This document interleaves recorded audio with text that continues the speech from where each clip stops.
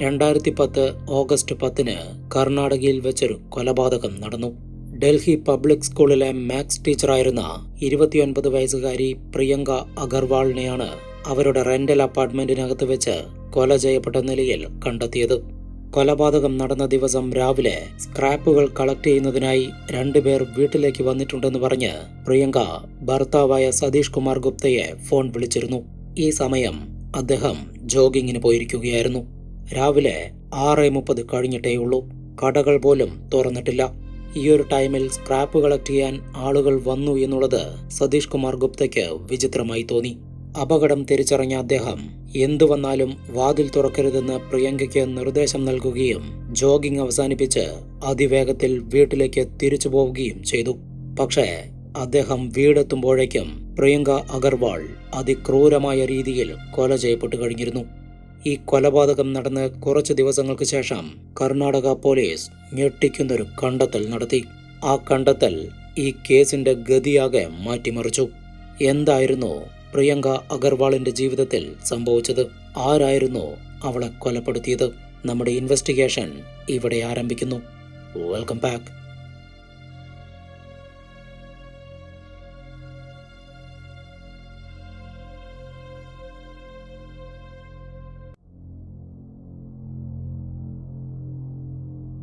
മുപ്പത്തിരണ്ട് വയസ്സുകാരനായ സതീഷ് കുമാർ ഗുപ്ത, അദ്ദേഹത്തിന്റെ ഭാര്യ 29 വയസ്സുള്ള പ്രിയങ്ക അഗർവാൾ. ഇരുവരും ബാംഗ്ലൂരിന്റെ തെക്കൻ ഭാഗമായ ബനാർഘട്ട റോഡിലെ ഹൊലിമാവു കോളനിയിലുള്ള ഒരു റെന്റൽ അപ്പാർട്ട്മെന്റിലായിരുന്നു താമസിച്ചു വന്നിരുന്നത്. രണ്ടാളും വെൽ എഡ്യൂക്കേറ്റഡ് ആണ്. സതീഷ് കുമാർ ഇൻഫോസിസിൽ HR മാനേജറും പ്രിയങ്ക ബാംഗ്ലൂർ കനകപുര റോഡിലുള്ള ഡൽഹി പബ്ലിക് സ്കൂളിൽ മാത്സ് ടീച്ചറുമാണ്. നിലവിൽ വാടക വീട്ടിലാണ് അവർ താമസിക്കുന്നതെങ്കിലും സ്വന്തമായ ഒരു വീട് നിർമ്മിക്കുന്നതിനായി അടുത്തിടെയാണ് അവരൊരു പ്ലോട്ട് വാങ്ങിച്ചത്. ആ സ്ഥലത്ത് ഭൂമി പൂജയും നടന്നിരുന്നു. പണികൾ ആരംഭിക്കാനിരിക്കുന്നതിന്റെ സന്തോഷത്തിലായിരുന്നു ഇരുവരും. അങ്ങനെയിരിക്കെയാണ് 2011 ഓഗസ്റ്റ് 10 അവരുടെ ജീവിതം കീഴ്മേൽ മറിഞ്ഞത്. അന്നും പതിവ് പോലെ 5 മണിക്ക് തന്നെ സതീഷ് കുമാർ ഉറങ്ങി എഴുന്നേറ്റു. 5:45 അദ്ദേഹം ജോഗിങ്ങിനായി വീട്ടിൽ നിന്നും ഇറങ്ങി. പ്രിയങ്കയ്ക്ക് 7:30 തന്നെ സ്കൂളിലേക്ക് റെഡിയായി പോവേണ്ടതിനാൽ ഭർത്താവിനോടൊപ്പം ജോഗിങ്ങിന് പോവാൻ കഴിയാറില്ലായിരുന്നു. അതിനാൽ പ്രിയങ്ക വീട്ടിൽ തന്നെ യോഗ ചെയ്യുന്നതായിരുന്നു ശീലം. അങ്ങനെ ഇരുവരും പതിവ് ദിനചര്യകളിൽ മുഴുകിയിരിക്കെയാണ് 6:30 സതീഷ് കുമാറിന്റെ ഫോണിലേക്ക് പ്രിയങ്കയുടെ കോൾ വന്നത്. താൻ യോഗ ചെയ്തുകൊണ്ടിരിക്കുന്നതിനിടയിൽ സ്ക്രാപ്പ് കളക്ട് ചെയ്യുന്നതിനാണെന്ന് പറഞ്ഞ് 2 പേർ വന്നുവെന്നും അവർ വീടിന് പുറത്ത് നിൽക്കുകയാണ് എന്നുമായിരുന്നു പ്രിയങ്ക പറഞ്ഞത്. ഇത് കേട്ടപ്പോൾ തന്നെ സതീഷിന് സംശയമായി. കാരണം 7 മണി പോലും ആയിട്ടില്ല, കടകളൊന്നും തുറന്നിട്ടില്ല.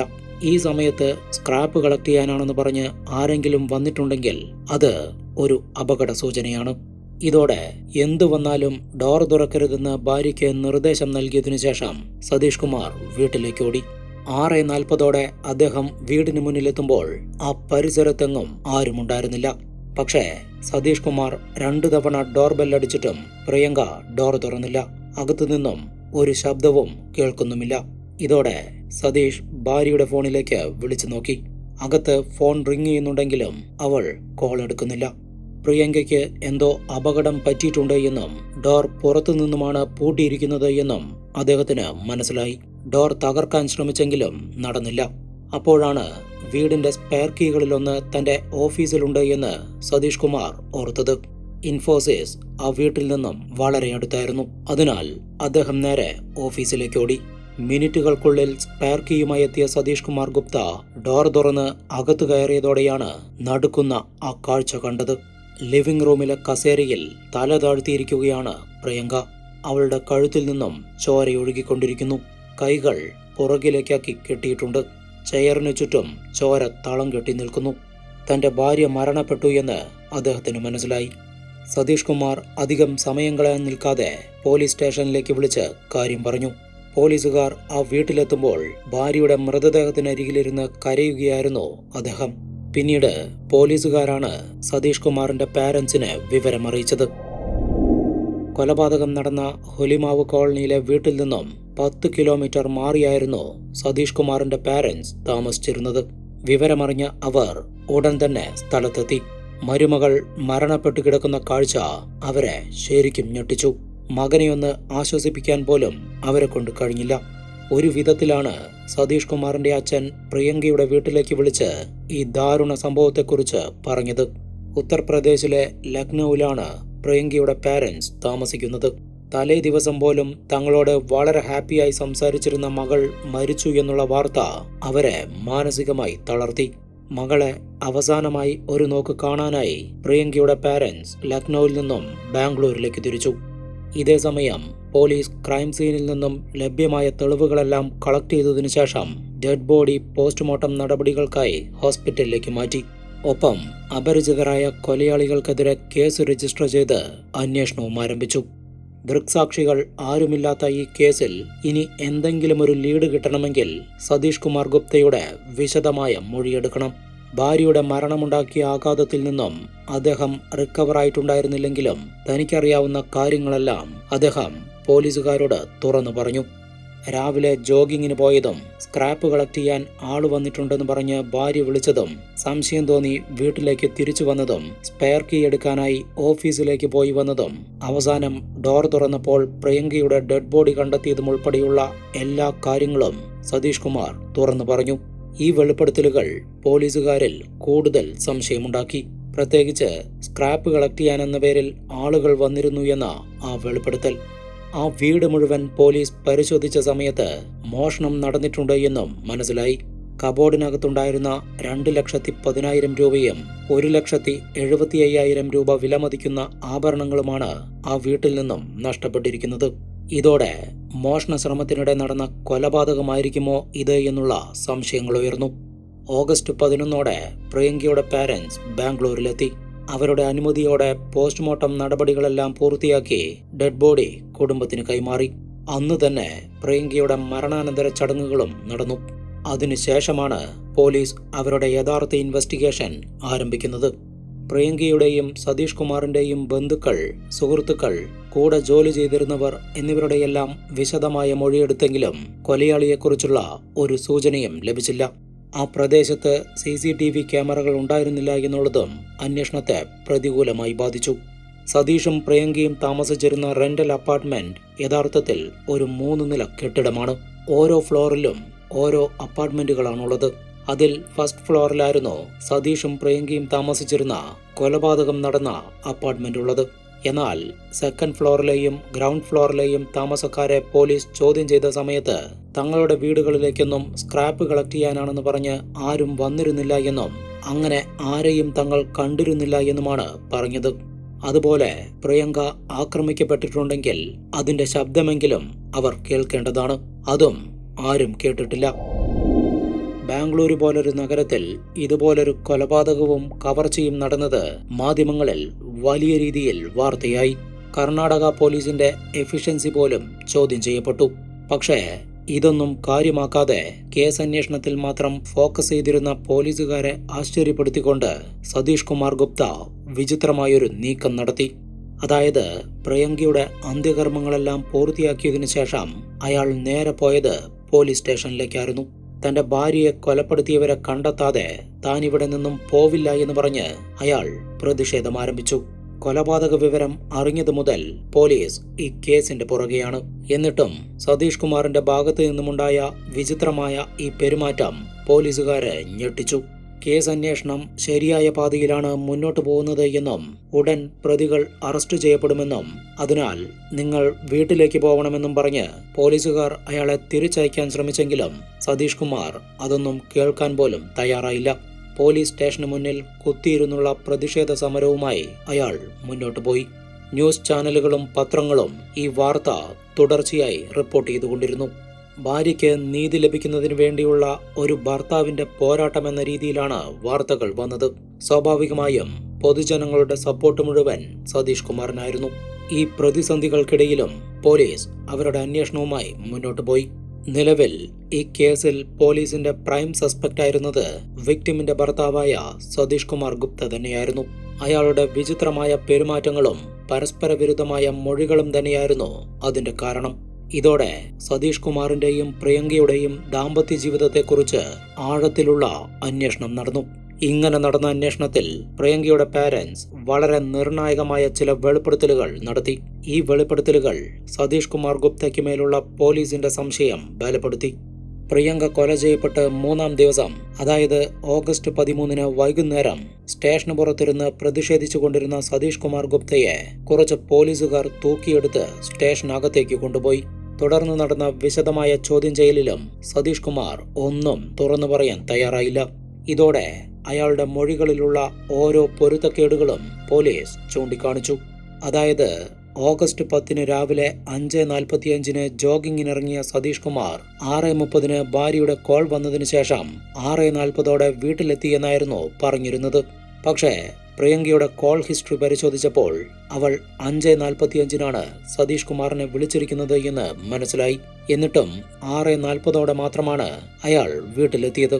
സതീഷ് കുമാറിന്റെ കൂടെ അന്ന് ജോഗിംഗ് നടത്തിയ മറ്റൊരു സുഹൃത്തിന്റെ വെളിപ്പെടുത്തൽ അയാൾ വീട്ടിൽ നിന്നും അധികം ദൂരം പോയിട്ടില്ല എന്നാണ്. എന്നിട്ടും അയാൾ എന്തുകൊണ്ടാണ് വീടെത്താൻ 45 മിനിറ്റ് വൈകിയത്? അതും ഭാര്യ അപകടത്തിലാണെന്ന് മനസ്സിലായിട്ട് കൂടിയും. ഇനി സതീഷ് കുമാറിന്റെ മൊഴിയിലെ മറ്റൊരു പൊരുത്തക്കേട് സ്പെയർ കീ എടുക്കാനായി അയാൾ ഇൻഫോസിസിലേക്ക് പോയി എന്നുള്ളതാണ്.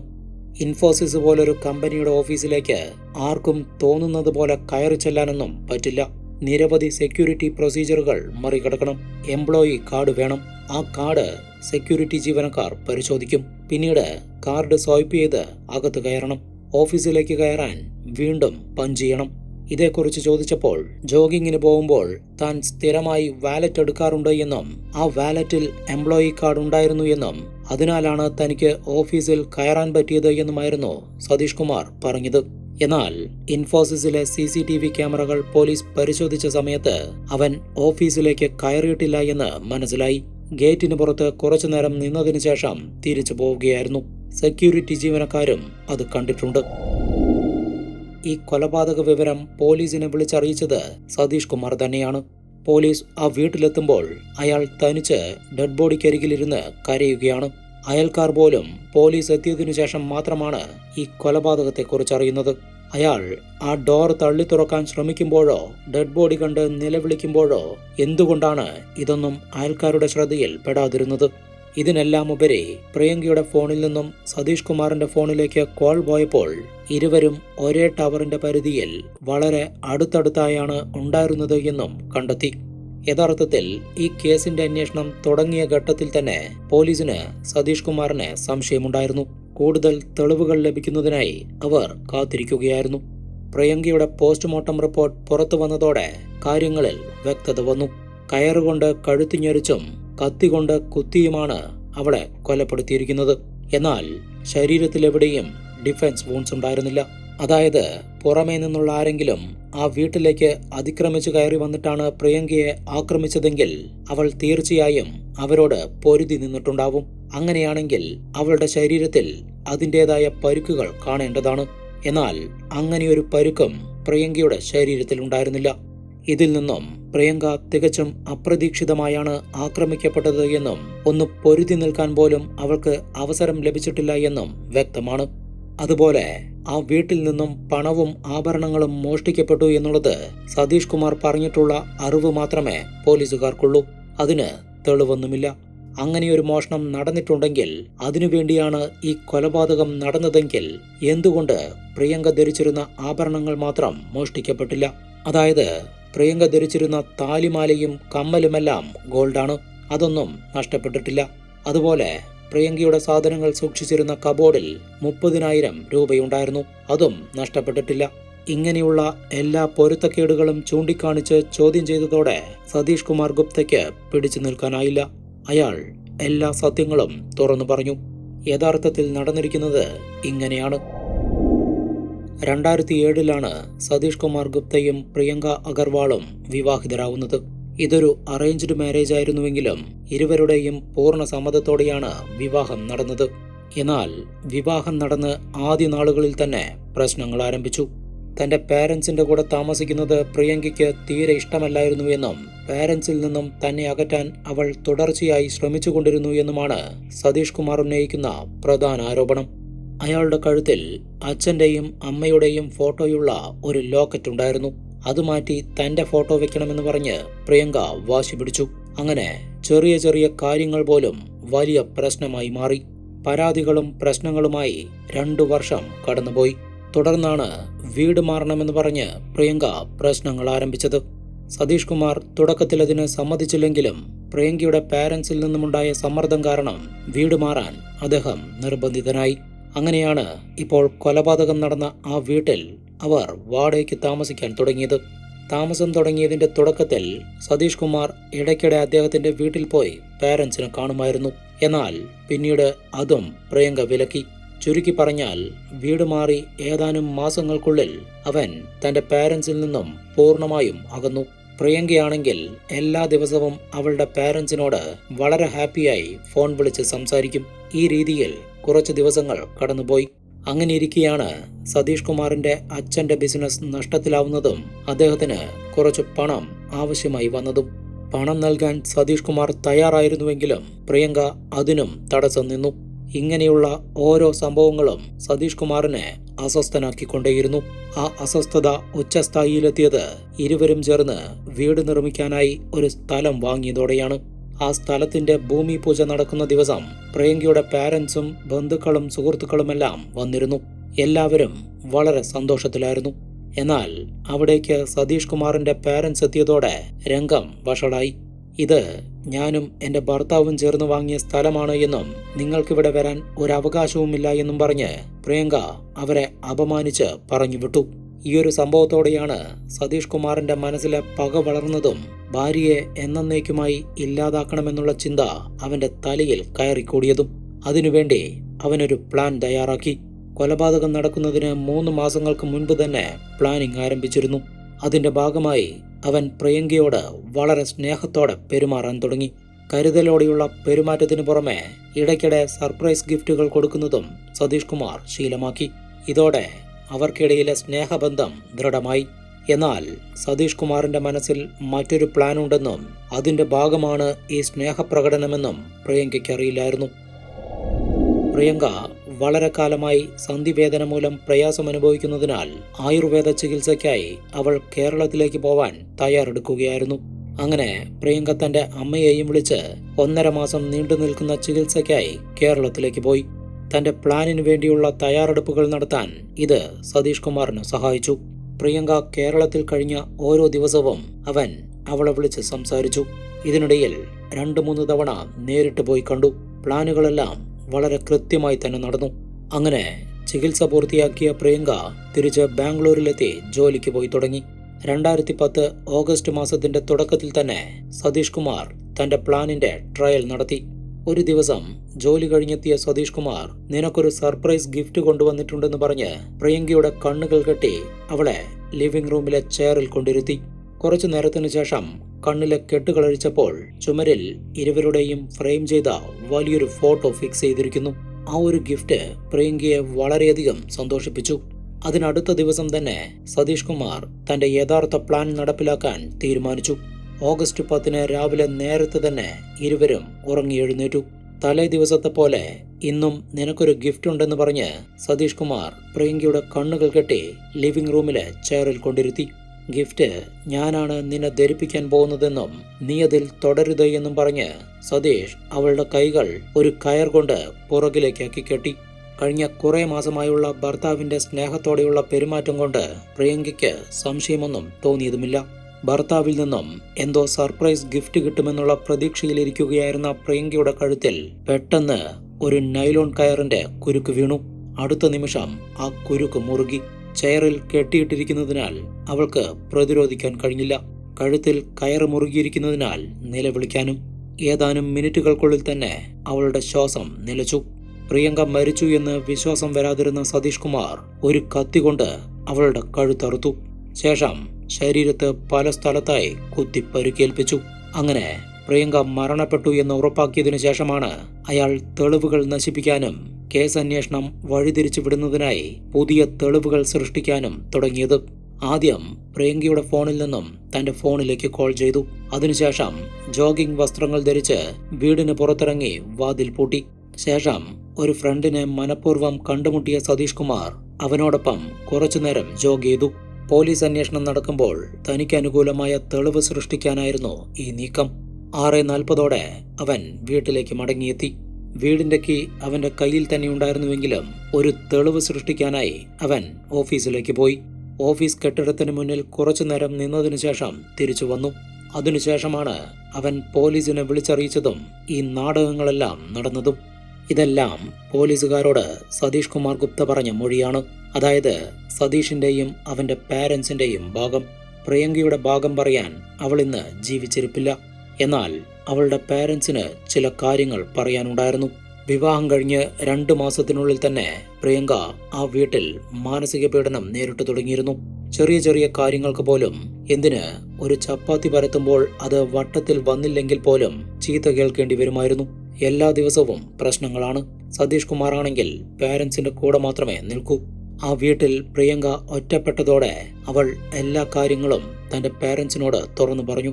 അവരും ക്ഷമയോടെ കാത്തിരിക്കാനും എല്ലാം മാറുമെന്ന് പറഞ്ഞ് മകളെ ഉപദേശിക്കുകയാണ് ചെയ്തത്.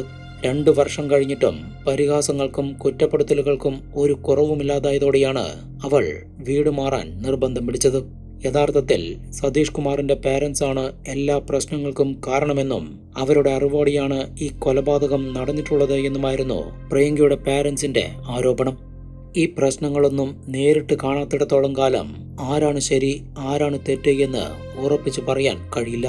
പക്ഷേ ഒരു കാര്യം മാത്രം പറയാം, പ്രശ്നങ്ങളുടെ പരിഹാരം ഒരിക്കലും കൊലപാതകമല്ല. അത് ഇവിടെ നടന്നിരിക്കുന്നു. അതുകൊണ്ട് തന്നെ സതീഷ് കുമാർ ഗുപ്ത കുറ്റക്കാരനാണ്.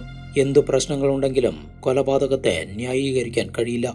തെളിവുകളെല്ലാം സതീഷ് കുമാർ ഗുപ്തയ്ക്കെതിരാവുകയും പ്രതി കുറ്റസമ്മതം നടത്തുകയും ചെയ്തതോടെ പോലീസ് അവനെ അറസ്റ്റ് ചെയ്ത് ജയിലിലടച്ചു.